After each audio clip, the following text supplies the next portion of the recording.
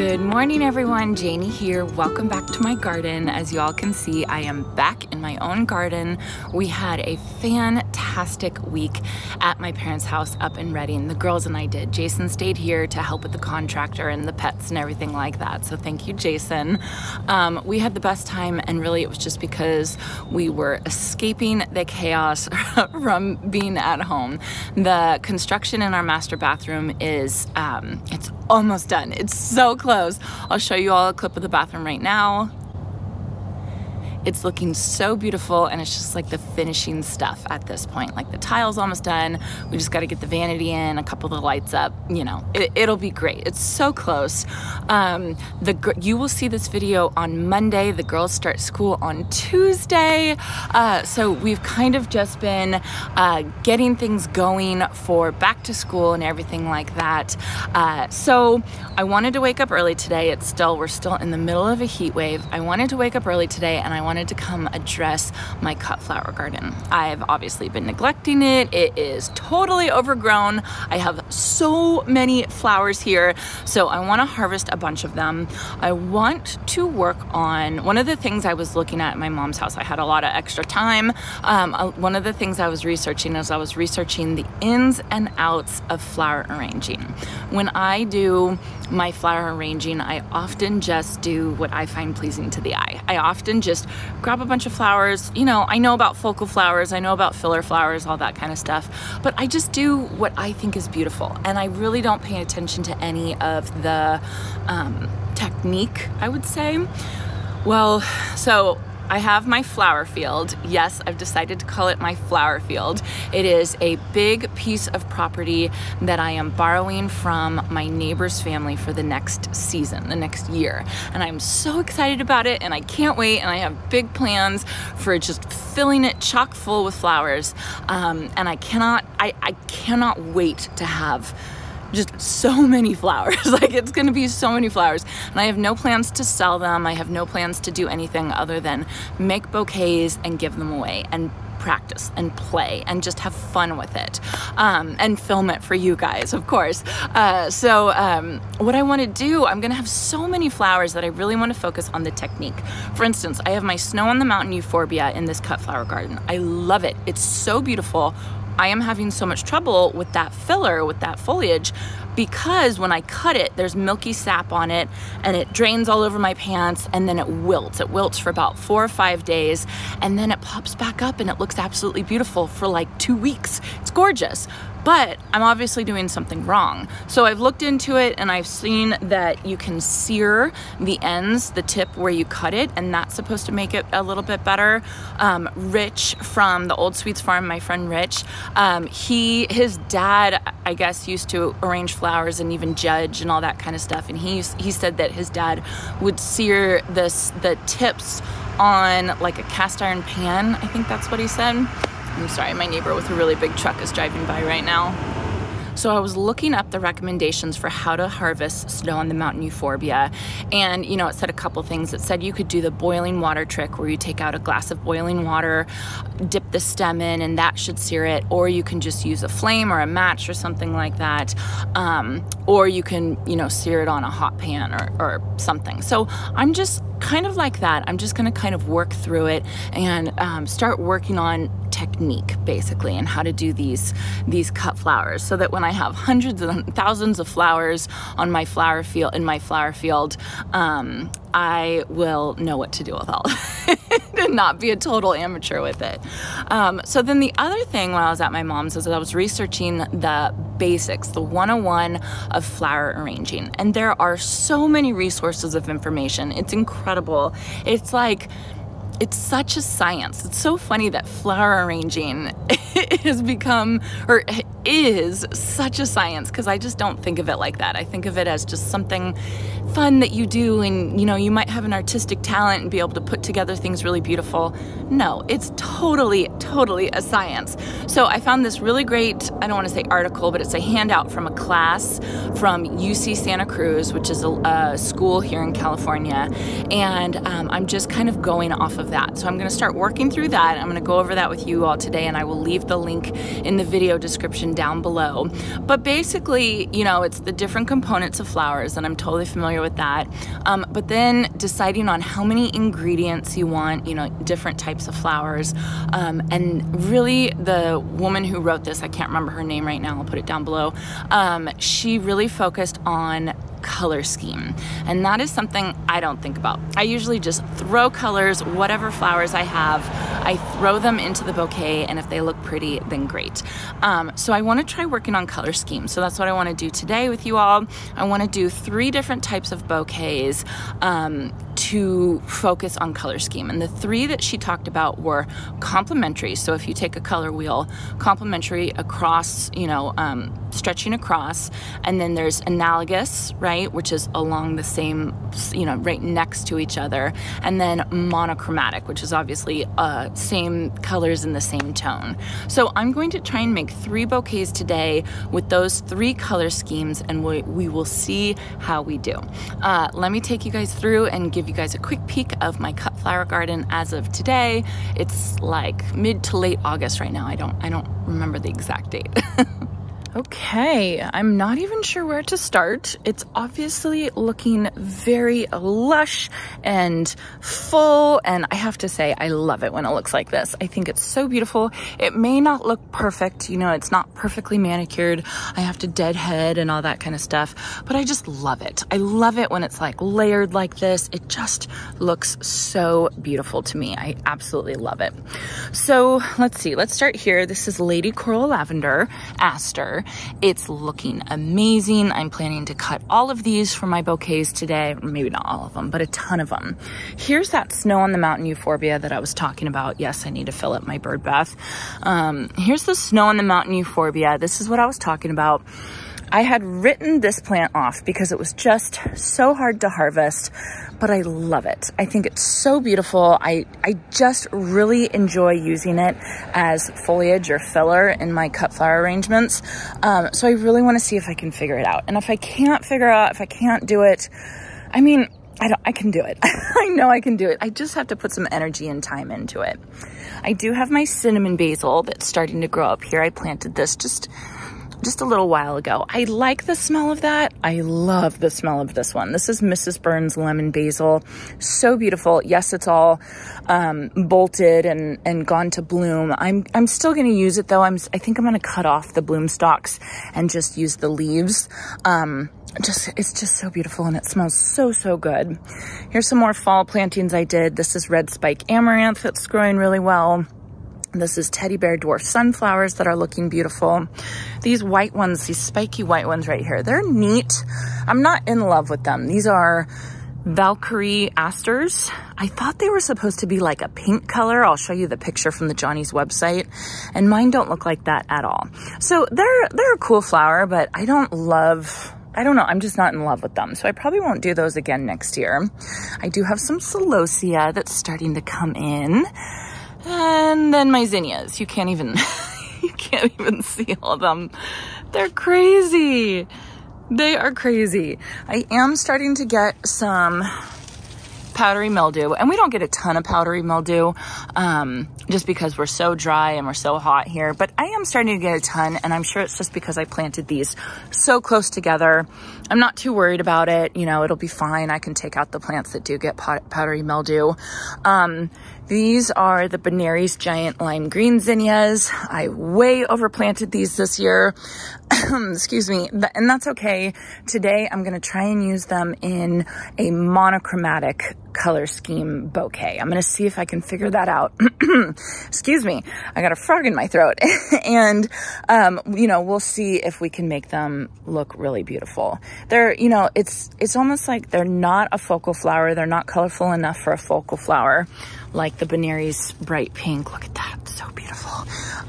But they're still beautiful, and the shape of them are so beautiful. So they're not good enough to be a focal flower, but they're too big to be a filler flower. So they're kind of in between. So I will see if I can figure it out today. I just need to start working on it. I need to start dedicating some energy to this. I have my broomcorn right here, looking beautiful. I have sunflowers, and Coral Fountain Amaranth. And this was a volunteer or a weed, which I'm so happy to have. I'm gonna use that today. Let's see, and then I have some dahlias. This one is Mingus Alex, gorgeous. This one is Lady Darlene. I've already cut one of these. I actually gave one of these to the woman that I'm borrowing the flower field from. She loved it, so I'll have to plant more of those. I have another one coming up right here. I think this one's Blue Boy, so that should start coming. And then I have Prairie Sun Rudbeckia, and I was planning to plant Indian Summer Rudbeckia in place of these, but they're still going strong. I mean, they're still going. You know, it's just crazy. So I did the cool flower. I planted these last fall of 2021. It took a while to kind of get going, but once they started going, they're looking gorgeous. And I try and stay on top of deadheading them, but kind of just like the double click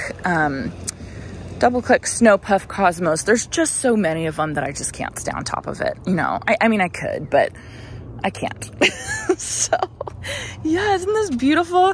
And it doesn't even count. I'm not even counting the dahlias I have over there or the other foliage or anything like that I have over there. So I have a ton of flowers. I'm really excited about it. Today, let's focus on techniques and let's really focus on color schemes. That's what I want to focus on today. All right, let's go. Okay, so let's start off with the Snow on the Mountain Euphorbia. I have my snips, I have my flame. So everything I read was talking about using a match, but this is all I have. I don't have any matches in my house.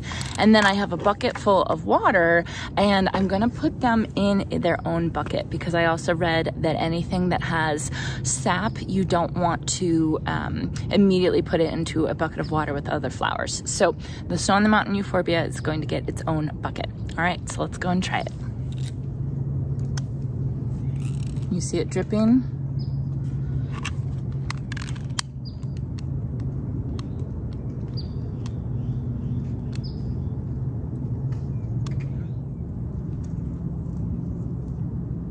Looks like a marshmallow. All right, so I seared the end. Let's see how that works. Ugh, and I already got more of the sap on my pants.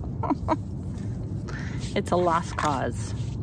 I think I'm also gonna go get a cup of boiling water. Might as well, I'll just do half a bucket that I seared and then half a bucket that I dunked the end in boiling water and see if either of them wilt or not wilt, or if one is better than the other. So let me go get a cup of boiling water right now. Hold on. All right, I've got boiling water. Now let me try a couple of stems with that.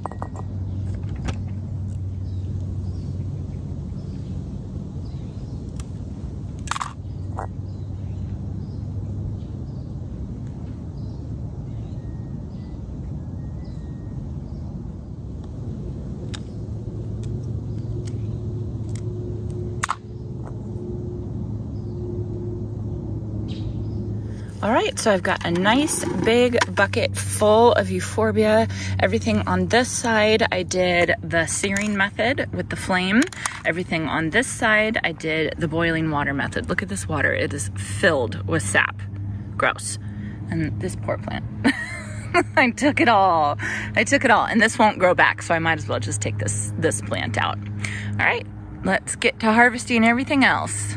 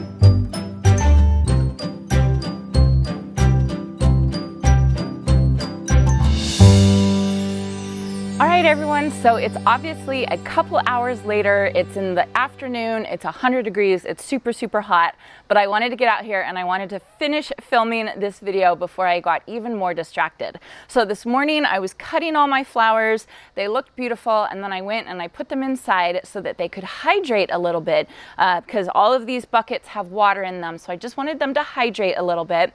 And then when I was waiting, I decided I wanted to paint a bigger swatch of my fence paint on my back fence, and as I was doing that, I got so excited. I'm so excited about the color that I chose. I cannot wait for you all to see. As I was doing that, my girls came out and they asked if they could paint with me, and so we started painting, and then Jason came out and he started painting, and we got a big portion of the back fence done, and it looks incredible. I'm so excited to show you all. Tomorrow we're planning to work on it some more, so I'm not sure when the video I'm gonna release the video of the fence painting, because I want to have most of it done. I'm not expecting all of it to get done, but I want to be able to really show you all something. So that's what I was working on earlier today. That's why my hair is up and I'm looking a little bit of a mess, but but we got a lot of the fence painted. I have the camera strategically placed so that you all can't see anything, so that's why I'm over here. I actually kind of like it over here. It's a nice backdrop with the hydrangeas. So what I want to focus on now, I've got all my beautiful flowers cut. I even have some more down here.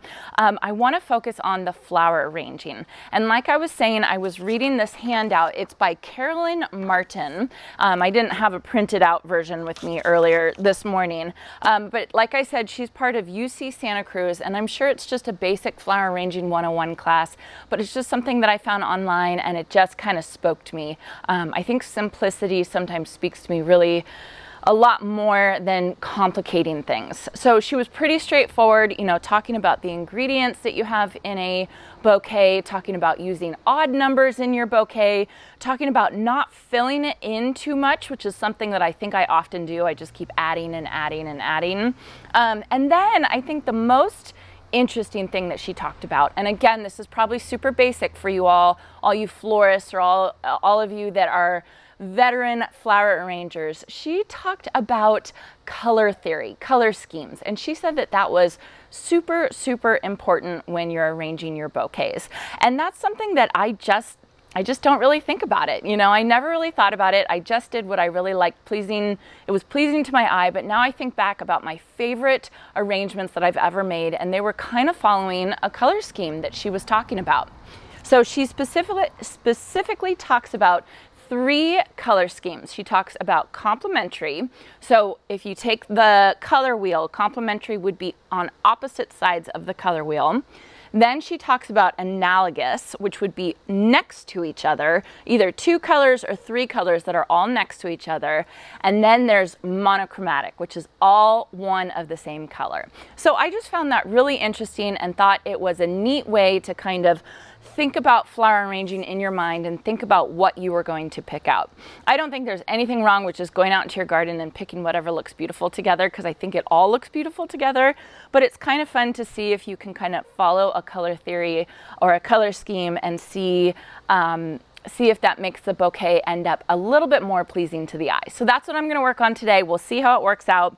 I've got 3 pitchers filled with water right now. This one is giant, but the reason why I got this one is because I have, I'm going to do amaranth in this one. So backing up, this one I'm going to do the complementary color scheme. So across the color wheel from each other. And I think the colors I'm going to choose, they're not exactly across, but they're close. They're yellows and they're pinks, and I think that that will be enough of a contrast and still complementary to make a really pleasing arrangement. So like I said, I'm starting with Coral Fountain Amaranth, and I'm so lucky because this flower reseeded itself from last year. I thought it was a sunflower seedling, so I left it. So I didn't even plan on having this year, but I'm excited that I do.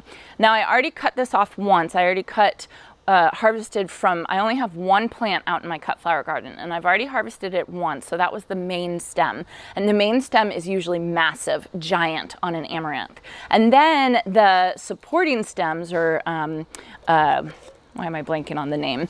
The other stems, the other branches, they are a little bit smaller. And I actually kind of like that because I feel like they're easier to arrange with. So I'm just gonna snip these. And I only have 4 stalks because that's all I had on the plant. If I had 5 stalks, I feel like that would be a little bit better because then that would be in an odd grouping. But this is what I have, so this is what I'm gonna work with. I think it'll be pretty anyway. And this arrangement I want to try and make looking good from all sides, just like that. So you can basically turn it around and it'll look absolutely beautiful from all sides. Okay, so I have my Coral Fountain Amaranth in. Now I'm gonna go with my sunflowers. So let me grab them. So these sunflowers are the Lemon Aura sunflowers, and they're very pretty. They're more of like a pale yellow rather than that bright yellow. And I actually wouldn't mind having some of the bright yellow sunflowers right now, but I just don't have them at this point. I do have some pro-cut plums that are growing, but they're just not ready yet. So I'm just gonna get these in.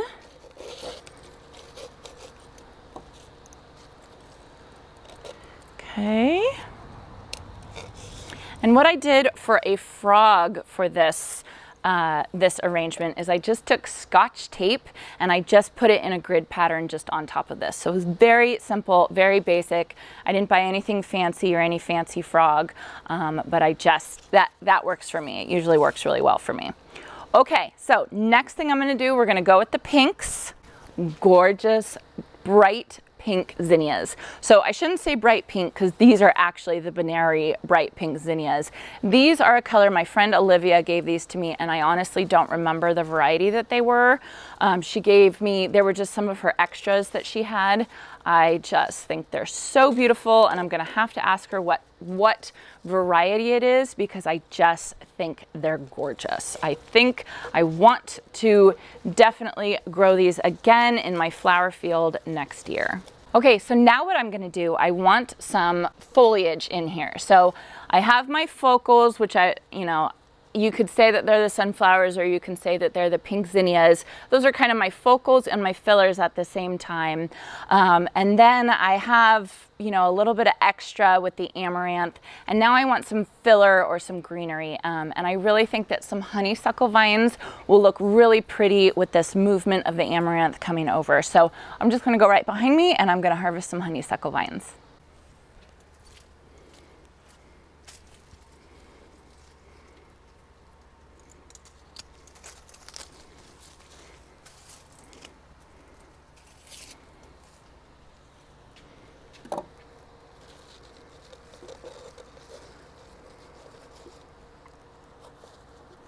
So one of the things that Carolyn Martin said in the handout, the Flower Arranging 101 handout, is to not put too much in to give the flowers some room to breathe. And I am not good at that. I do not do that. Usually I just cram things in and I keep adding and adding and adding. So I'm gonna hold back, I'm gonna restrain myself, and I'm gonna stop right here. And I think it looks really, really beautiful, really interesting, and a really neat complementary color scheme. So I'll move this over and then we'll get started with the next one. Okay, so my second arrangement today is going to follow the analogous color scheme, which is a color scheme where the colors are right next to each other on the color wheel. And I feel like this is probably the easiest one because you always want to do purples and pinks or oranges and yellows and reds with each other. So I feel like I at least naturally tend to fall to this color scheme, but let's see if we can do it as well. So I'm going to use my Snow on the Mountain Euphorbia with this one, and I'm happy to say that the serine definitely worked. It's looked better than I've ever seen it. It's still wilting the teeniest bit, but I also think that that's because it's 100 degrees out here. I should be doing this in someplace cool, but I can't do it inside because the contractor's inside. So that's okay. We'll do it here, and in my experience, these guys pop right back up once they have a chance to really hydrate overnight. So we'll just keep working with it. I have to say, I love this filler. I think it's so easy. I was thinking about what arrangement I wanted to do, and as soon as I thought of using the Snow on the Mountain Euphorbia, I thought, oh, well, that's easy because that's going to be a perfect backdrop for anything. So It's just really beautiful. It's just so hard. It's a tough one. All right, I'm making a mess here.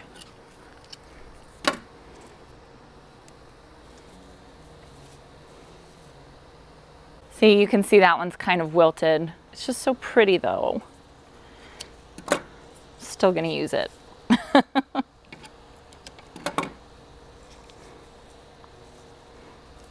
It will definitely pop back up. Okay, so the next thing I'm gonna use as a filler, I know this should be a focal, but it's a filler. This is my Benary's Bright Pink, and it's so gorgeous. It's such a foolproof flower. I love zinnias. I think they're beautiful. I'm gonna try and hold myself back because I have so many beautiful ones today, but I'm gonna try really hard to follow the theory of this cut flower, this flower arranging teacher, right? And sticking with groups of 3 and 5.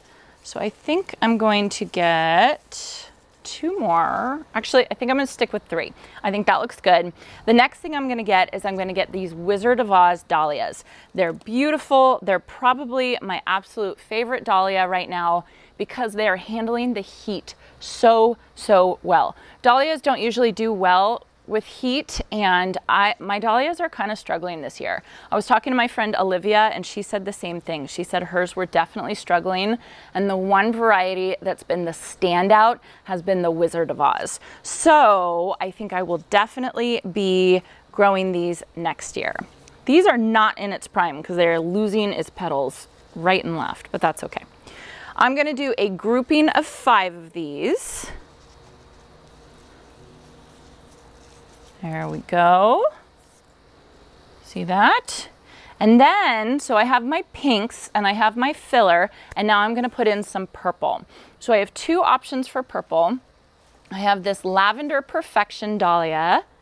Look at that, isn't that beautiful? This one also is kind of on its last leg. It's probably only gonna last a couple days in this arrangement. I don't care. I'm gonna put it in the center just like that. I think it's beautiful. And then when it fades, I'll just take it out and enjoy the other dahlias for a little bit longer. And then I have these Lady Coral Lavender Asters. And how I harvested them in groups instead of just single stems, just to make a bigger impact since they are kind of tiny.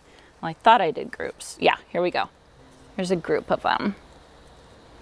And I'll just dot this around. So to me, this is a really easy type of color scheme. I think we all know how to do purples and pinks, or reds and yellows. Reds, oranges, and yellows, I should say. All right, and I'm done. So the Snow on the Mountain Euphorbia looks like a very droopy filler, and it's not. Normally it's kind of up and at attention, but I feel like the longer I'm out here in the heat, the more it's getting droopy. So that's okay. It will look pretty, probably tomorrow it will look absolutely gorgeous, but I like this arrangement. I think it looks really pretty. Okay, on to the next one. So the final color scheme that Carolyn Martin talked about in her bouquet making class was a monochromatic color scheme.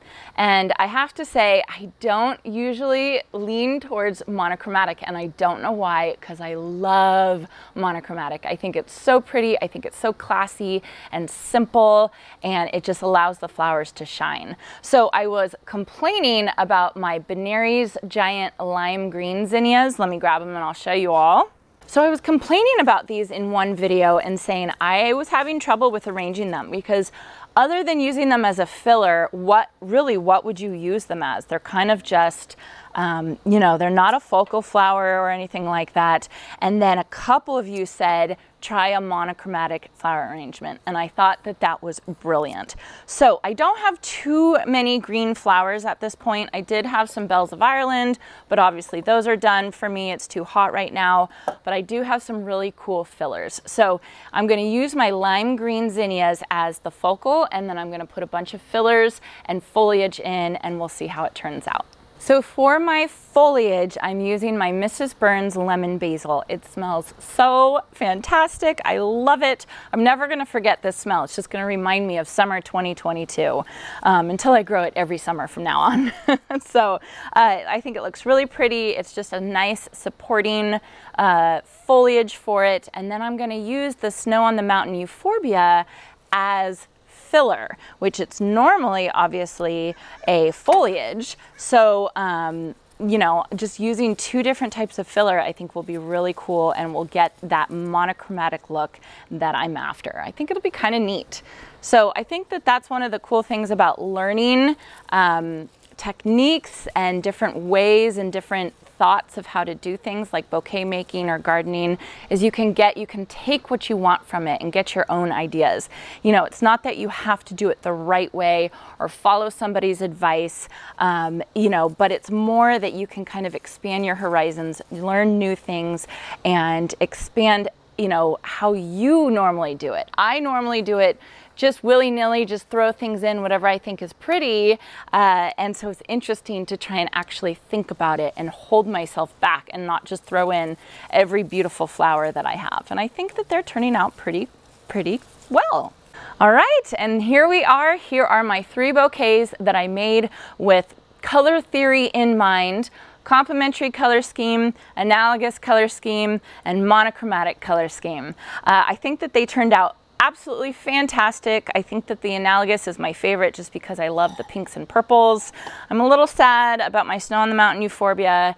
I'm sure it's just because it's so hot out here, but you know, I really got to figure out how to get these beautiful fillers to not wilt so much for me. So if you guys have any tips, let me know. You know, maybe I just need to keep them out of the heat. So I hope you all enjoyed this. Again, I will link the handout that I used all day today by Helen Mirren. I will link that in the description down below. It was really helpful. You know, very basic, very short, but just kind of fun to see bouquet making 101. So I'm gonna keep looking into this type of thing. I'm gonna keep learning and really learning about flower arranging, bouquet making, cut flower gardening, because I have my big flower field coming up and I'm gonna have a lot of flowers to work with next year. So I hope you all enjoyed this. Stay tuned for the fence painting videos later on this week, and I hope you all have a chance to get into your garden today.